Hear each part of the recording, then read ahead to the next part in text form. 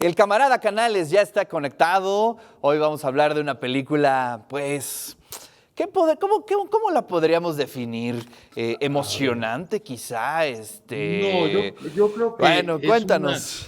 es una película, en efecto no es una película nueva, es una película del 2003, Ricardo, pero yo creo que es una de las películas más representativas de una tendencia, de una forma de entender el cine que podríamos inscribir dentro del cine típicamente posmoderno. Nos estamos refiriendo a Old Boy de Park Chan-wook, como se pronuncia en coreano, o Park Chan-wook, como se translitera escrituralmente. Y desde luego fue una película que causó furor verdaderamente en Cannes por el tema, por el modo de abordar y por la estructura de la película. La historia es muy simple, es la historia de una venganza de un hombre contra otro por haber provocado el suicidio de la hermana del primer hombre.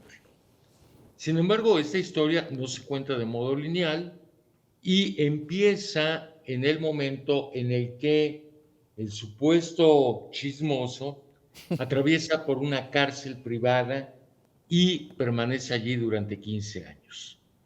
Hasta que al final de la película se resuelve el motivo del encarcelamiento, de la historia en general de la película.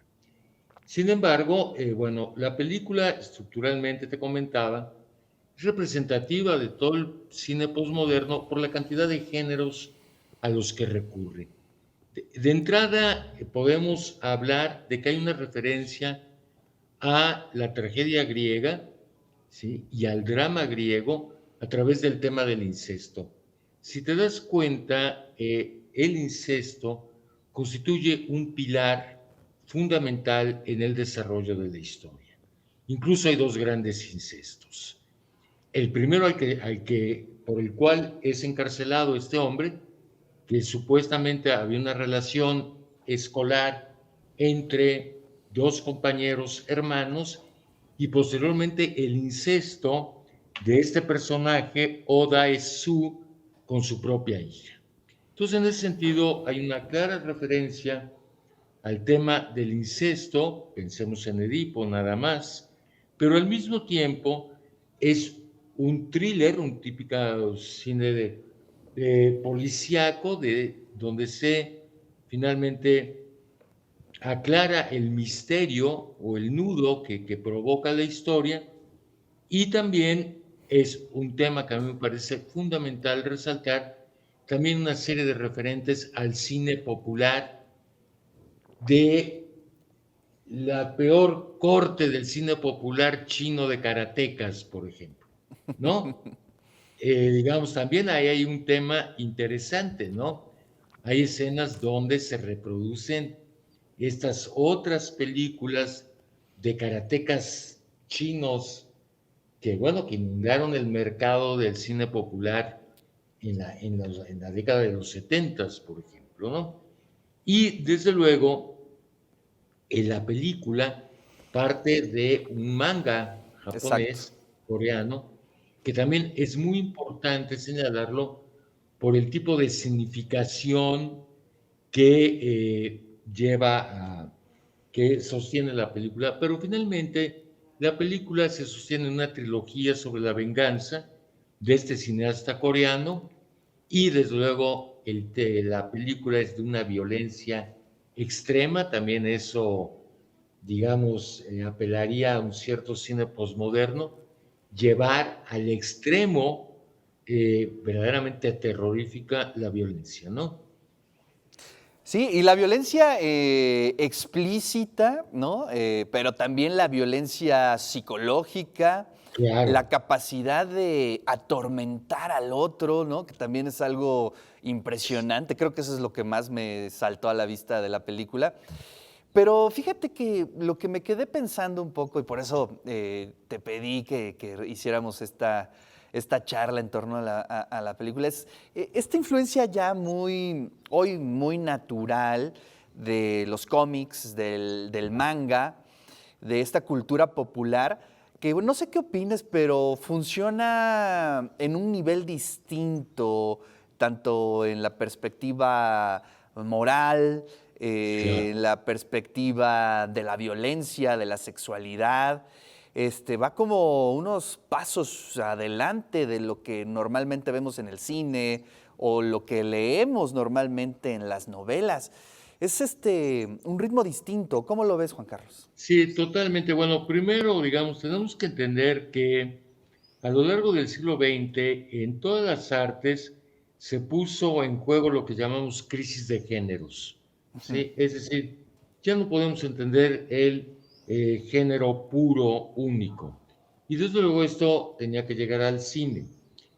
A mí me parece muy importante que lo planteas este tema de la incorporación de la cultura popular, porque paradójicamente a mí me parece que funciona como un contraste frente a todo el drama que desarrolla la película. Es decir, digamos que hay un cambio de pathos en la forma de entender el drama. Pensemos, a ver, extrapolemos este tema a la filosofía.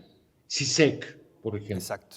Sisek obedece ya a un pathos filosófico distinto al que se había desarrollado en Occidente durante toda la historia de la filosofía occidental.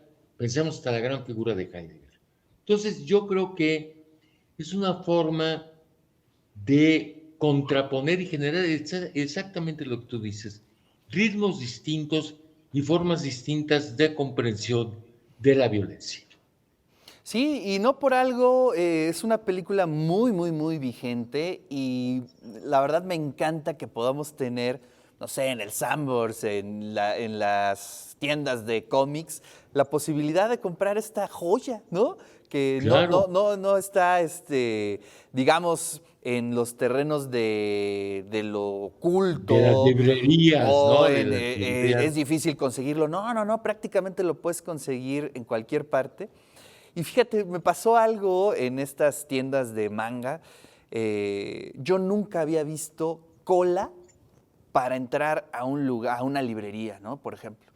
Y en estos lugares de manga hay colas, literal, para entrar y comprar, lo cual es muy interesante sociológicamente, ¿no? Es decir, No, claro, el consumo de la lectura no es que la gente no lea, ¿no? Sino a lo mejor hay que observar qué es lo que se está leyendo, ¿no? queda claro. Y bueno, y esto te habla también del fenómeno de la globalización, cómo impacta en la lectura. Ahora, estaba leyendo que el tema de la violencia en Corea del Sur es un tema constante que atraviesa toda la sociedad. Es decir, la violencia es parte de la vida cotidiana, tienen una historia de violencia desde la guerra, la división entre Corea del Norte y Corea del Sur, una sociedad que ha pasado por momentos de mucha violencia.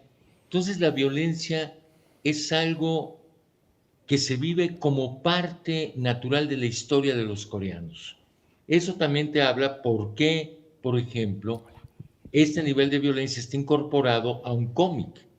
Es parte de la vida cultural, es un referente popular, pero que todo el mundo tiene ese Claro. referente. Entonces es un fenómeno muy interesante, ¿no?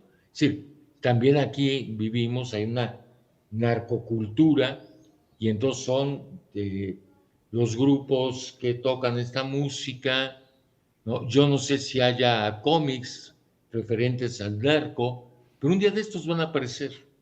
Sí. Bueno, a lo mejor no son tan visibles. Habría que echarnos un buen clavado a ver cómo se está manifestando específicamente la violencia o la narcoviolencia en esta manifestación cultural. Pero bueno, pues por lo menos en la música, ya lo hemos visto, ¿no? Lo que más se escucha en el mundo, no nada más en México, Claro, pues son claro. estos corridos. Pero bueno, Juan Carlos, te agradezco muchísimo que hayas analizado esta película. Te mando un gran abrazo. Igualmente, Ricardo, y muchas gracias a ti y a todo el auditorio que nos escuchó.